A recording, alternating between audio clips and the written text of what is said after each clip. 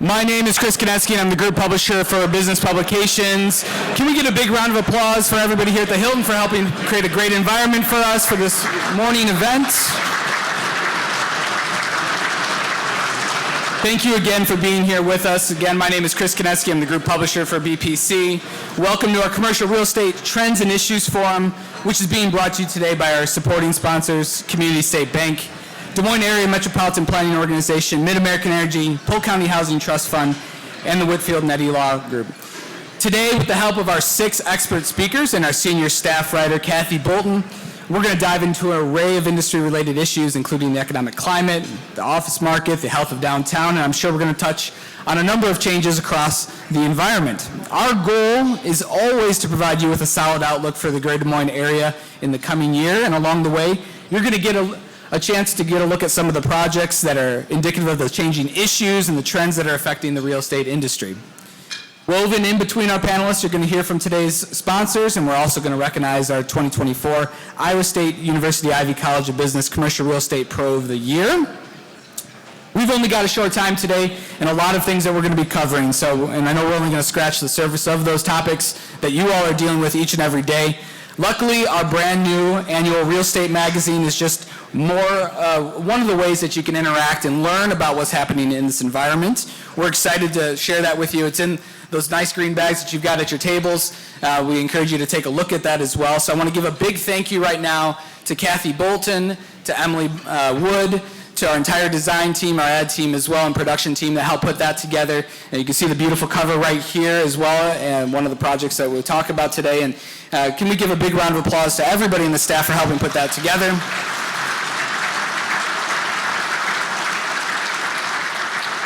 The magazine's a fantastic resource. I encourage you to take a look through there, and it wouldn't be possible without the support of our chapter sponsors who are here with us today as well, the City of Ankeny, SVN, R&R Realty, and First National Bank, and of course the countless other companies and everybody here that helps support that publication and make it something that we're able to do and bring to you each and every year.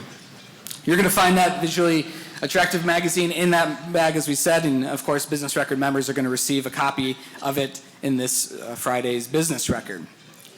It's now my pleasure to introduce Dean David Spalding, the Rice Beck Endowed Dean at the Iowa State University Ivy College of Business, to introduce our 2024 Ivy College of Business Commercial Real Estate Pro of the Year. Please give Dean Spalding a warm welcome.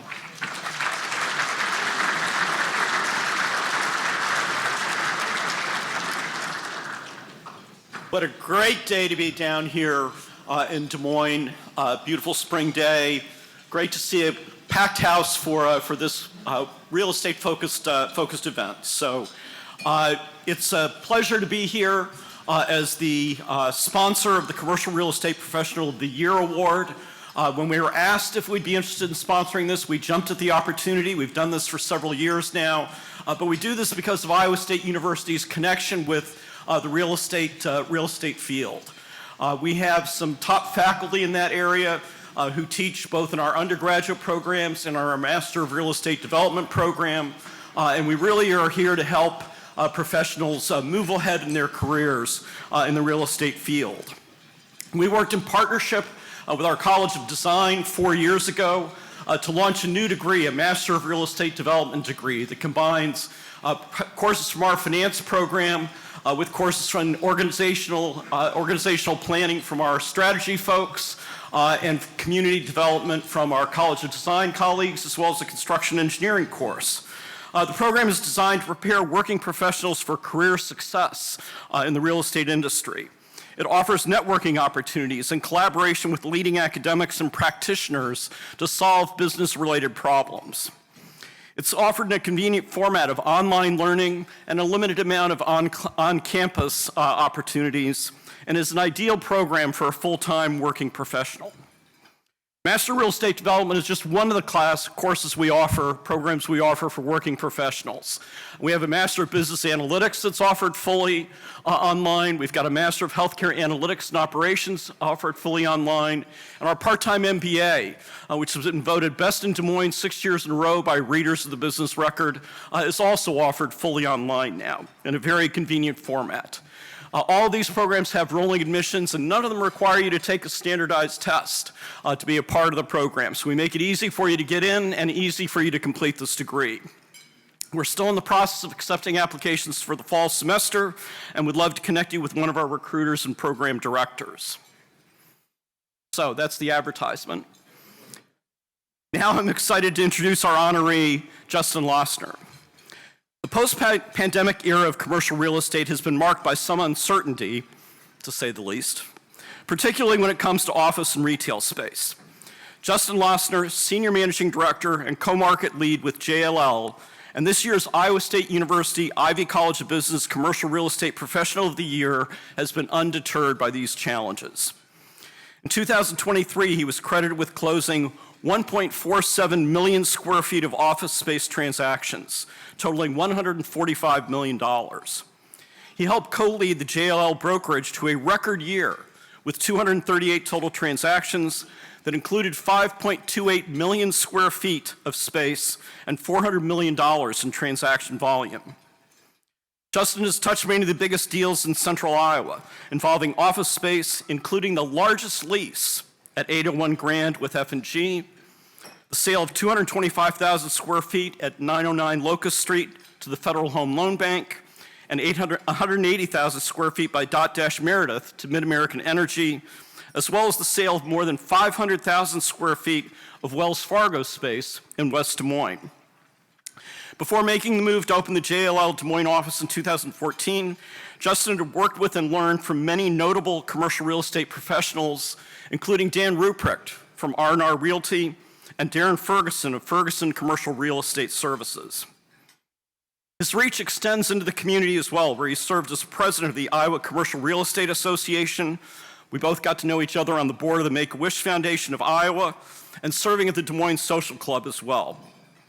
He sits on the Greater Des Moines Supportive Housing Collective, on the partnership's Downtown DSM board, and on the board of Entrepreneurs Organization Iowa.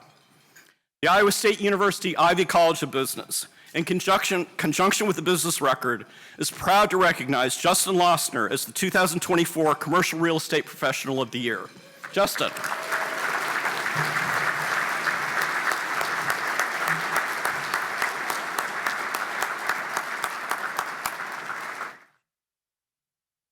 I still can't believe they let a broker sneak into this thing, but we'll take it.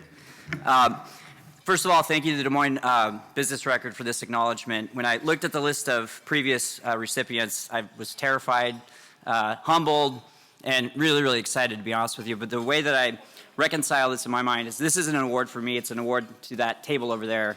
Marcus and I have had the fortunate success with people like Keith Bullock to build an office over a period of 10 years that is really passionate about real estate. We love Des Moines, we love this community.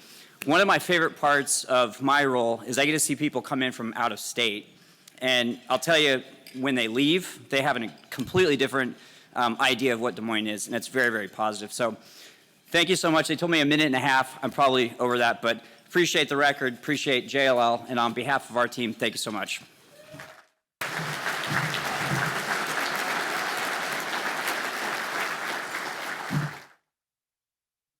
Congratulations again, Justin. And if you want to learn a little bit more about Justin and his impact on the community, you can read about him both in the magazine, and the story will be in the May 10th edition of the Business Record. I got a chance to talk to him a little bit beforehand. Of course, he's always got his finger on the pulse of what is going on, and he was sharing that they've got an interactive tool that you can see a number of the projects that are happening downtown, and that number is at a higher level than it's been at in recent years. And so a lot of excitement and energy, I think, coming to the city here in the years to come. All right, panelists, I'm going to have you go ahead and make your way to the stage, and Kathy as well. Let's give them a nice big round of applause as they're heading on their way up. Your goal is to make them feel nice and warm and welcome today, so applause is always, of course, welcome. Each of today's panelists is bringing a variety of backgrounds and perspectives from across the commercial real estate landscape. Our goal with the event today is to give you depth with a little bit of breadth as well. There's no way we can hit on every topic that is affecting the industry right now. So our hope is to go a little bit deep on a couple of the issues here, give you a little bit of a chance to see a peek at some projects and things that are happening across the community, and along the way give you some key insights into the things that are going to be explored in our products and our events throughout the course of the year as well. So here's what you can expect. We're going to start to get things rolling right away with a question for the entire group.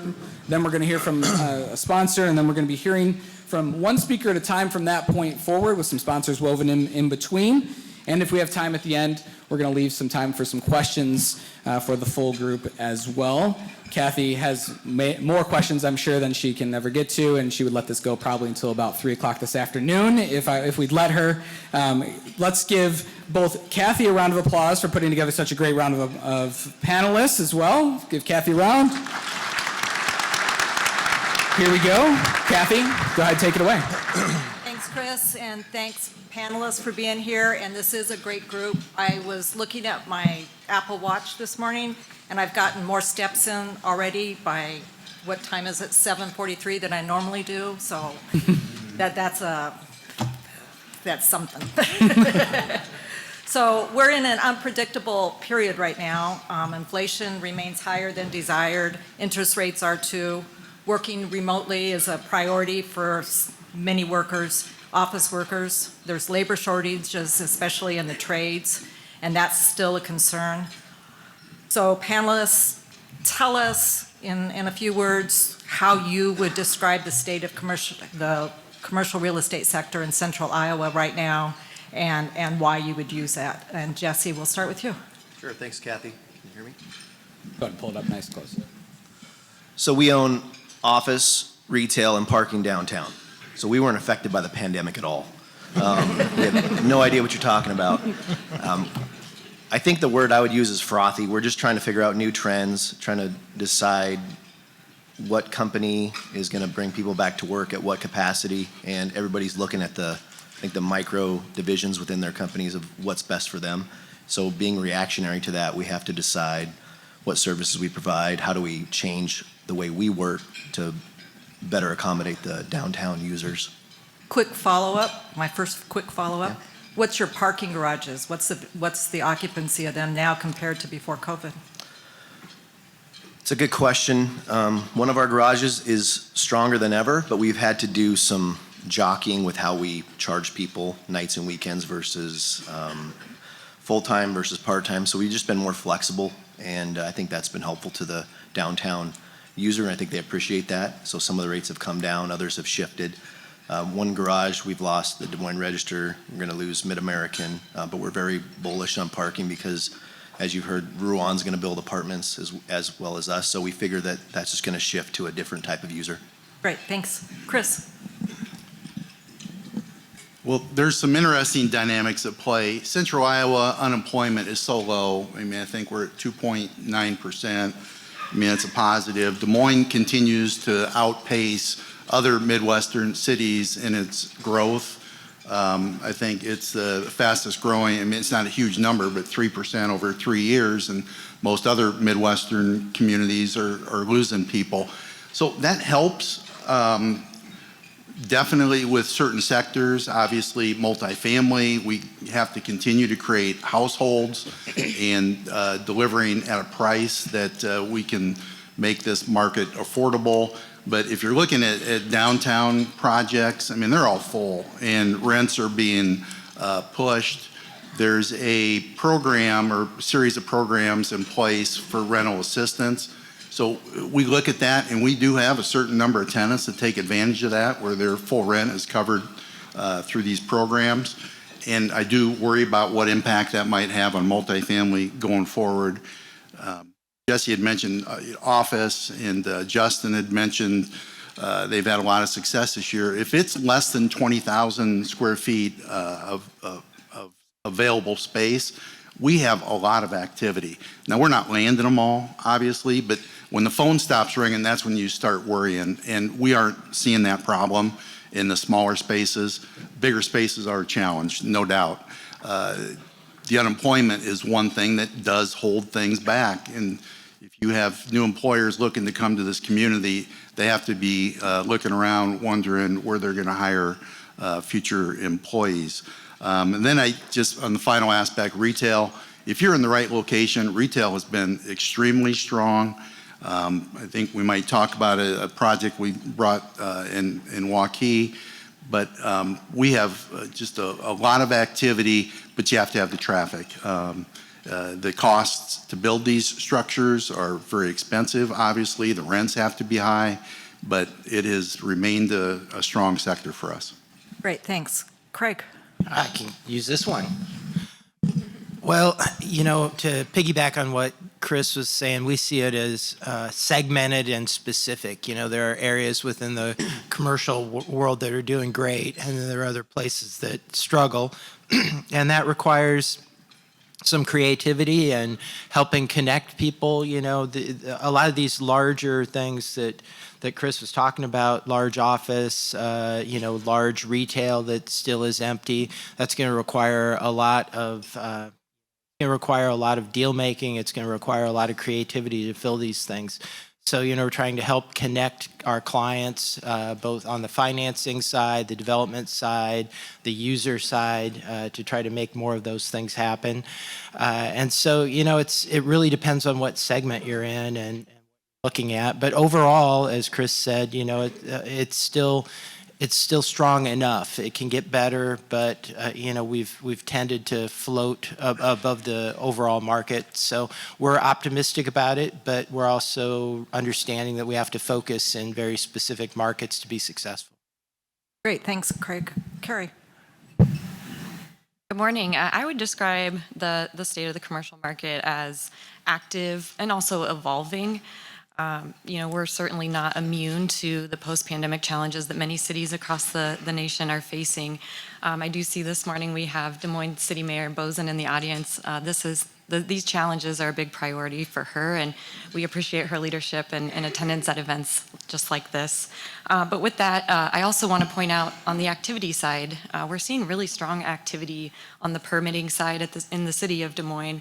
This first quarter for commercial and multifamily permitting volume, we're outpacing first quarter activity this year compared to all of the last 7 years. So really positive trends that we're seeing, we hope to continue seeing.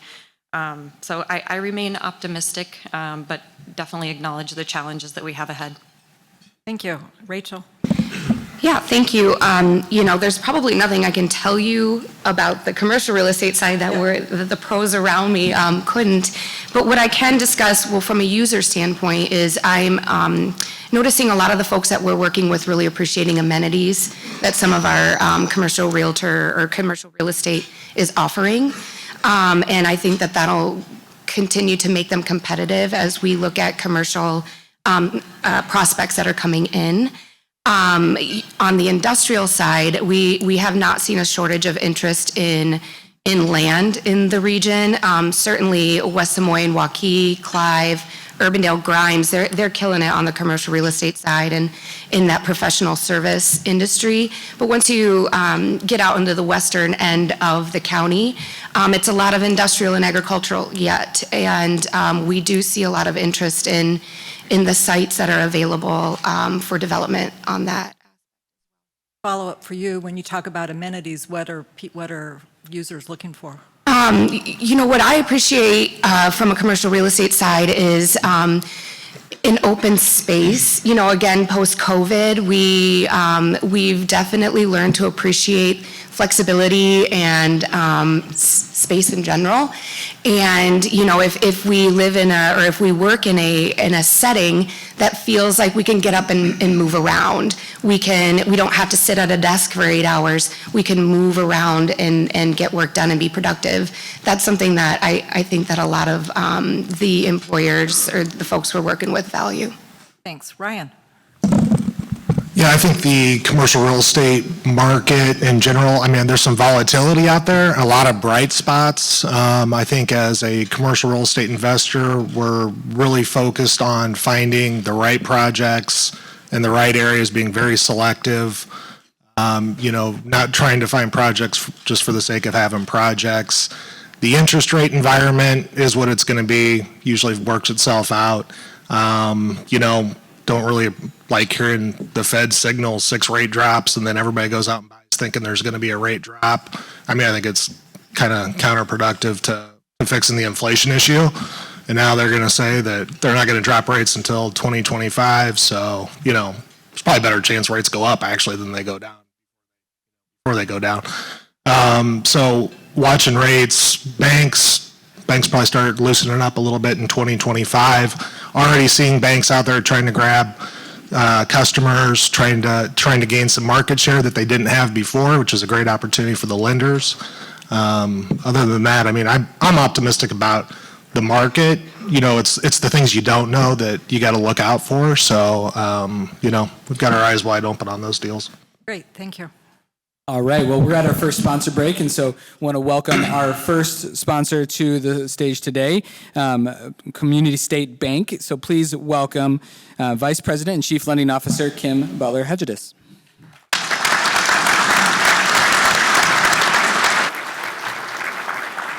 Thank you, Ryan, for warming up the banker conversation. Congratulations, Justin, on being recognized as State Professional of the Year. And welcome, everybody, to the 2024 Commercial Real Estate Forum, where we're going to hear the latest trends, insights, and strategies in commercial real estate. I'd like to extend my gratitude to Business Publications for their support and commitment to advancing the commercial real estate industry, and to the panel for sharing this morning. With nearly 40% of CSB's commercial loan portfolio consisting of commercial real estate, it was really important for us to sponsor this event this morning. We are proud to support local commercial real estate developers and investors in our community. In partnership with QCRH, our holding company, Community State Bank continues to grow. In spite of an outlook marked by a mix of stability and uncertainty, our clients remain active in this space, and we are happy to provide the lending services they need to be successful. I manage a team of bankers who are the first time in their career seeing interest rates actually move, and in fact, double over the last 18 months. I tell them that what we are seeing is actually normal, but normal doesn't feel great. So to put it in perspective, the highest the prime rate of interest has been was 21.5% on December 19, 1980, and the lowest, 3.25% on March 16, 2020. What a day that was. So rates have averaged 7.5% over the past 40 years. Today we are at 8.5%, so a little bit higher than average, and deals do look different. But if you're out there, entrepreneurs and developers can't sit still, and are continuing to find ways to launch projects. At CSB, we continue to make decisions close to our customers, and with our holding company have the capacity to handle sizable deals. We're open for business and happy to entertain any opportunities that you have cooking. Together, we can build a future where innovation meets tradition, purpose meets profit, and every brick laid contributes to a more vibrant community. I also want to let you know that after 20 years, be on the lookout for a fresh new look at CSB. Something great is coming May 1st, and we're excited to share it with you. Thank you again for being here, and we look forward to hearing from you all.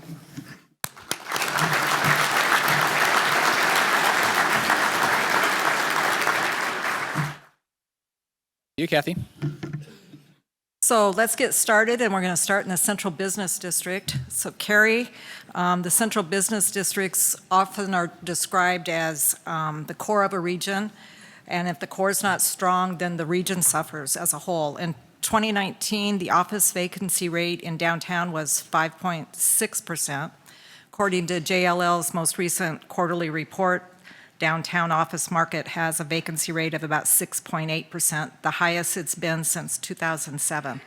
Currently, there's over 1.8 million square feet of office space vacant downtown. So take a couple minutes and talk about the overall economic health of the Central Business District and sort of the outlook for filling that vacant space or converting it to other uses. Yeah, happy to talk on that. So office vacancy downtown, kind of hovering between that 14 to 16%. These aren't vacancies that we are not accustomed to. The downtown real estate market goes through cycles. We saw this in the early 2000s. We saw it again coming out of the recession, 2010 era.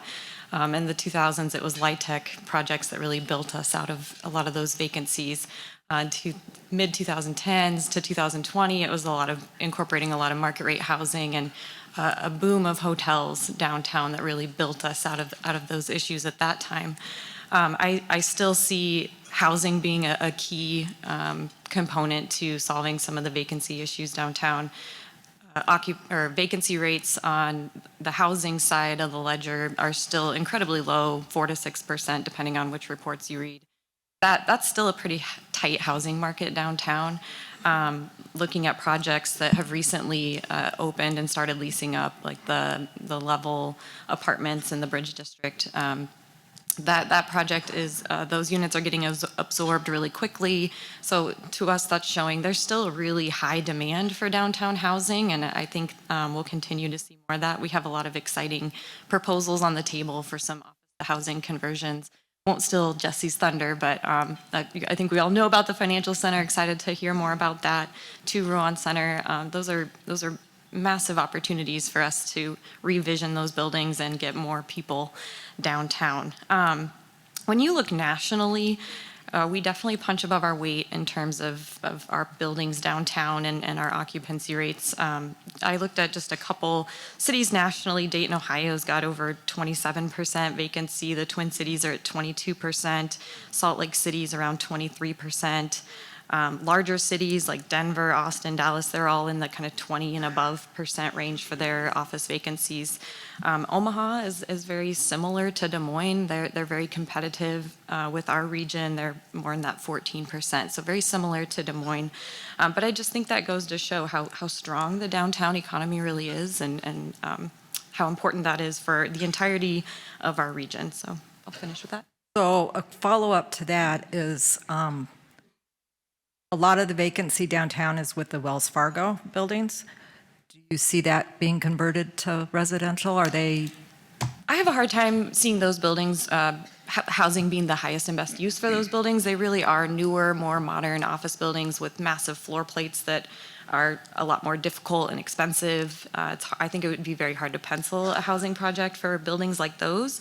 So I think it's going to take creative, bold solutions to figure out how we partner, how maybe we break down those large floor plates into smaller, more approachable spaces for smaller users over time. So talking about converting of spaces, the city is going to be moving its offices to the former Nationwide office building at 1200 Locust, and that means that 2 city office buildings, the police department, the police headquarters, and the armory are going to be sold. So has the city started getting inquiries about those buildings, and what are some of the uses that might be compatible in that area? Yeah, we have had a lot of inquiries since we announced our intent to acquire 1200 Locust Street and since closing on that building.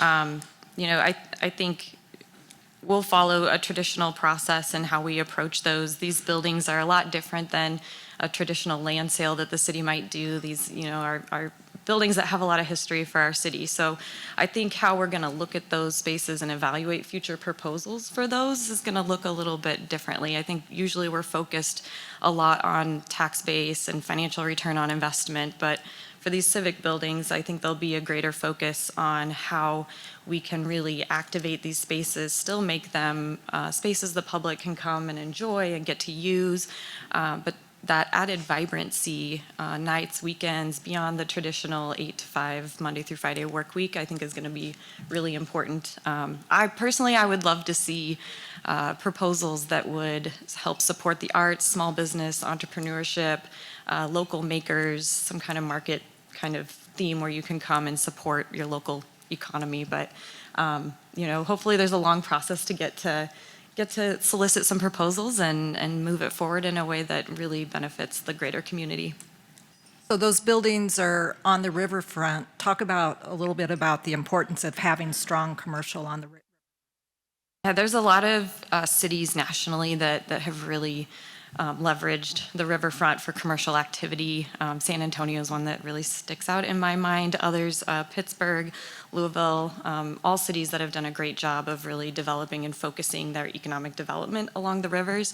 So with all the possibilities with the change in uses of civic municipal buildings, as well as the historic federal courthouse building, the annex building just south of the federal historic courthouse, there's a tremendous amount of opportunity for us to really leverage the riverfronts and attract more commercial activity and vibrancy along our river. We have the infrastructure in place. We have the river walk.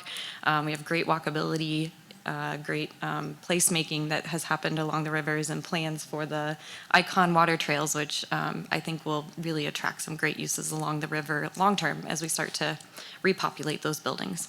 Great, thanks, Carrie. All right, our next sponsor today joining us is the Des Moines Area Metropolitan Planning Organization, which works, of course, each and every day to help make sure that our region and our communities have the infrastructure in place to provide a great backbone for the great projects you all are working on every day. With us today, please welcome Executive Director Dylan Mullinex with a warm round of applause.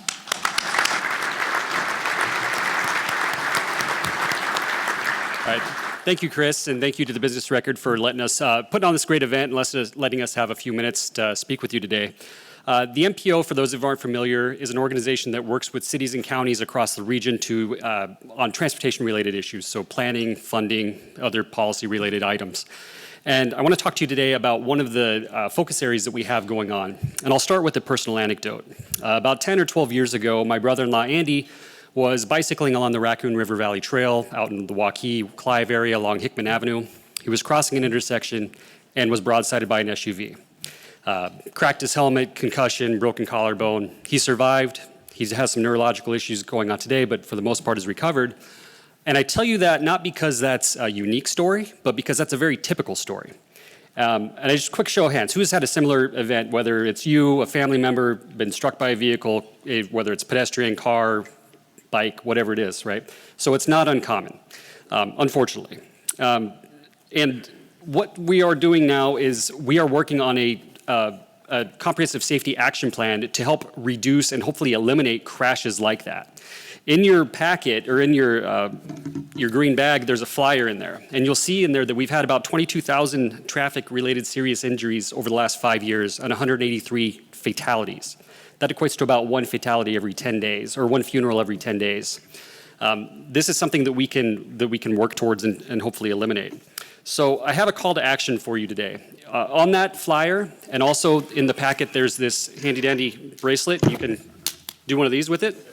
There's a URL on there. Please go onto that URL, and it'll help you identify physically on a map where you've had close encounters, where you've had crashes, where you've had family members, have incidents like that. This will help us get some valuable information we need to hopefully, like I said, drive down and eliminate crashes and fatalities.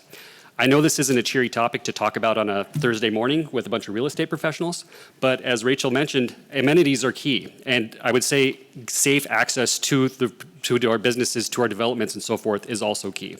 So help us make this region even safer and an even greater place. Thank you.